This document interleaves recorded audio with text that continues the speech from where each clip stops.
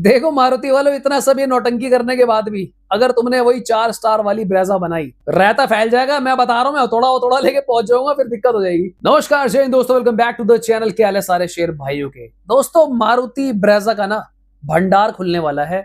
मारुति ने एक ऐसा स्टेप ले लिया है कि मारुति ने ऐसी डोलती हुई नजर आएंगी सड़कों पे। अभी ऑलरेडी इतनी दिखती है, कम थोड़ी है, इनको और चाहिए। ये चाहते हैं कि भाई हर दूसरी गाड़ी मारुति ब्रेजा ही हो। हमारे देश के पीएम और जापान के पीएम यानी कि श्री 1008 नरेंद्र मोदी जी, और साथ ही में सनाए तकाइची, ये नाम है उनका, मतलब जो जापान की पीएम है। इन लोगों ने मिलकर इंडिया में भाई मारुति का जो 4th प्लांट है उसको जो है आज लॉन्च कर दिया है। पहले मुझे लगा कि यार कर दिया होगा, प्लांट खुलते ही रहते हैं भाई, पर जब मुझे समझ में आ रहा है ना, मैंने थोड़ी सी कैलकुलेशन बिठाई कि ये कितना बड़ा प्लांट है और यहाँ पे क्या क्या बनेगा, ये सुन के मेरे दिमाग की दही हो गई। मेरे से ज्यादा दिमाग की दही तो जरूर टाटा मोटर्स और महिंद्रा की भी हो गई होगी, क्योंकि ये जो कारनामा मारुति ने किया है ना, ये बहुत ही नायाब और अद्भुत भी है।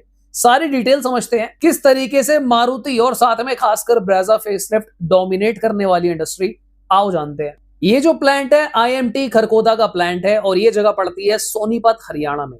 अच्छी बात ये है कि भाई बहुत सारी अब यहाँ पे जॉब्स वगैरह भी आएंगी, जो कि मैं आने वाले अभी हिस्सों में बताऊंगा आपको क्या क्या नया हो रहा है। इस प्रोजेक्ट पे मारुति सुजुकी ने मिलके 35,000 करोड़ 35,000 करोड़, पहले तो मुझे समझने में थोड़ा सा टाइम लग गया। देखो आम आदमी सोचता है कि मेरे पास 1-2 करोड़ रुपए आ जाएं, फिर कुछ और तेज होते हुए तो भाई 1-2 नहीं 20-30 करोड़ 500 करोड़, फिर कुछ सोचते हैं नहीं इससे क्या होगा 1000 करोड़ 10,000 करोड़।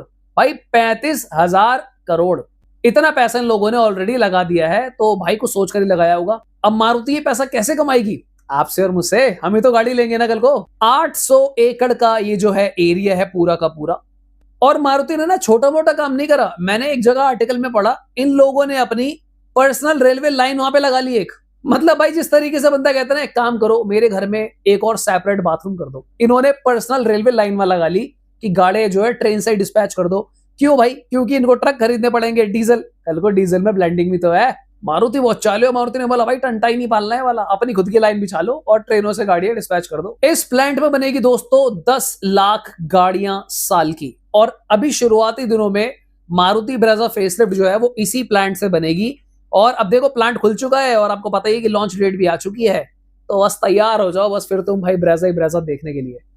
पर क्या इसका मतलब ये भी है कि इतनी कैपेसिटी बढ़ रही है, सस्ते में काम हो रहा है, मैन्युफैक्चरिंग जब बढ़ जाती है, देखो जैसे अगर आप थोड़े से पकोड़े तलोगे है ना तो आपको लॉस होगा, पर अगर वहीं पे बंदा कड़ाई भर के समोसे तलता है, पकोड़े तलता है ना, तो उसका रेवेन्यू ज्यादा होता है, तो क्या मारुति को डिस्काउंट देगी? जानते हैं। देखो मारुति के कुल मिलाकर अब 4 प्लांट हो चुके हैं और चारों को मिलाकर ये लोग 40 लाख गाड़ियां साल की बना रहे हैं। तो यानी कि मारुति जो है एक्सपोर्ट तो कर ही रहे हैं, आपको पता है। अब भाई इनकी जो ई-विटार है वो भी एक्सपोर्ट होने लग गई है, बाकी गाड़ियां भी एक्सपोर्ट होती हैं।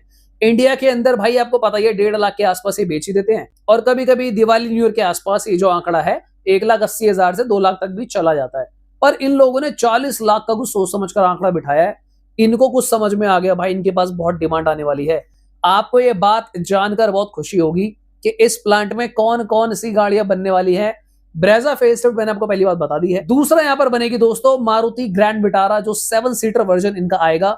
तीसरी गाड़ी जो पंच को डोमिनेट करेगी अगर कर पाई तो, वो है मारुति की मिनी SUV। ये 3 गाड़ियां प्रोजेक्टेड है, और मुझे लगता है कि अगर गलती से बाय एनी चांस मारुति की ये मिनी SUV का जो पत्ता ये लोग फेंक रहे हैं सही बैठ गया, तो भाई मैं आपको बता रहा हूं 15 से 18 हजार तो ये मिनी SUV ही बिकेगी। आज की डेट में अगर आप मारुति के पास देखोगे ना, मिनी SUV के नाम पे पता है क्या है इनके पास? एस्प्रेसो। अब मैं एस्प्रेसो की कोई बुराई नहीं कर रहा, वो सस्ती गाड़ी भी है, लोगों की हेल्प करती है, माइलेज अच्छी है, पर दोस्तों आज की डेट में ना 2026 में लोगों को एस्प्रेसो नहीं चाहिए, लोगों को चाहिए टाटा पंच। यानी कि भाई एक सुंदर बढ़िया स्पेस वाली गाड़ी है। एक बार तुम शादी के बाद एस्प्रेसो लेके बीवी को घुमाओ तो सही, ऐसे घुमा घुमा के तुम्हें लाफे देंगे ना बीवी बच्चे, अकल ठिकाने आ जाएगी। हालांकि एक सलाह जो मैं अपने हर भाई को देता हूं, देखो वीडियो एक अलग बात है, एंजॉय फन एक अलग बात है, पर कभी भी आपको अपने बजट से बाहर जाकर जबरदस्ती गाड़ी नहीं लेनी है।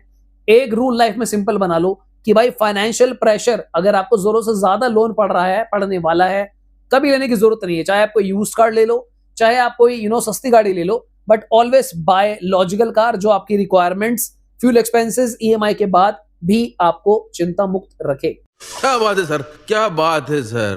क्या बात, ये बात है। चलो, इस प्लांट से एक और अच्छी बात होने वाली है दोस्तों, approximately 21,000 new jobs will be created in India. यानी कि 21,000 नई जॉब्स आने वाली हैं। गवर्नमेंट जॉब की बात नहीं कर रहा मैं, देखो वो अब मेरा डिपार्टमेंट नहीं है, क्यों नहीं आ रही है, पर ये प्राइवेट जॉब्स होंगी मारुति की।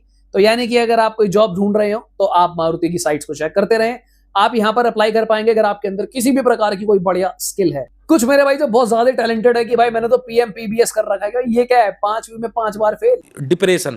देखो वहां पर आपका भाई कुछ मदद नहीं कर पाएगा। तुम कुछ और करो, बड़ा बड़ा टिर्री चलाओ। खैर आजकल तो टिर्री भी सेफ नहीं है, मैं न्यूज देख रहा था, लोग टिर्री को भाई मोबाइल ऐप से बंद कर रहे हैं। बड़ा दुख हो रहा है भाई, मतलब मैं जोक्स मार रहा हूँ, दिल पे मत लेना, समझ रहे हो बात को। चलो अब थोड़ी सी टेक्निकल बातें भी करते हैं, आपको सुन के बड़ा मजा आएगा, गाड़ियों के बारे में भी बताता रहूंगा। ये जो फैक्ट्री है इसके अंदर भाई रोबोट्स होंगे, यानी कि भाई यहाँ पे रोबोट्स के थ्रू, आर्टिफिशियल इंटेलिजेंस के थ्रू जो है गाड़ियां बनाई जाएंगी। तो मारुति का वैसे भी आपको पता ही है कि फिट एंड फिनिश हो गया या फिर कुछ इश्यूज जो है वो काफी कम रहते हैं, पर अब क्योंकि एआई भी आ जाएगा, रोबोट्स भी आ जाएंगे, तो इनकी जो गलतियों का स्कोप है ये लोग और भी ज्यादा कम कर लेंगे। सेफ्टी बढ़ेगी नहीं बढ़ेगी वो मुझे नहीं पता, वहां से रोबोट भी बोलेगा भाई मेरा काम थोड़ी है, जितना तुम नंबर डालोगे उतनी प्रोग्रामिंग तो करूंगा मैं शीट मेटल की, मैं क्या कर सकता हूं इसमें। By the way this is called industry 5.0 manufacturing. तो ये कुछ नया है इंडस्ट्री लेवल पे, और समझते हैं। इस प्लांट में जो ऑटोमेशन है, यानी कि जो चीजें ऑटोमेटिकली होंगी वो काफी ज्यादा होंगी और काफी एडवांस मशीनरी यहाँ पर है। तो इससे एम्प्लॉइज की जो सेफ्टी है, वर्क एफिशिएंसी है, वर्कलोड है, वो कम होगा, सब कुछ बढ़िया तरीके से हो जाएगा।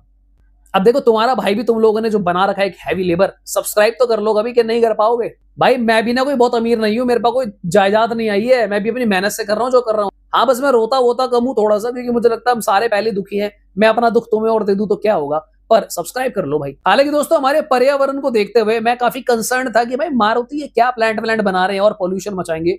कुछ चीजें जान के मुझे बहुत खुशी हुई, चलो समझते हैं वो क्या है। सबसे पहले ये जीरो लिक्विड डिस्चार्ज प्लांट है, ये सुनकर मुझे बहुत राहत मिली कि भाई यहाँ पे ना कोई भी ऐसा लिक्विड डिस्चार्ज नहीं होगा। तो जो पानी के अंदर चीजें मिलती हैं, गंदा पानी आसपास के इलाकों में जाता है, या फिर जो हमारे पशु पक्षी है वो मर जाएंगे, ये वाला सीन यहाँ पे नहीं है। वाटर की जो रिसाइकलिंग है यहाँ पे लोग 100% इन लोगों ने कमिट करी है कि भाई 100% वाटर रिसाइकल होगा, 100% रिन्यूएबल इलेक्ट्रिसिटी यहाँ पे यूटिलाइज करी जाएगी।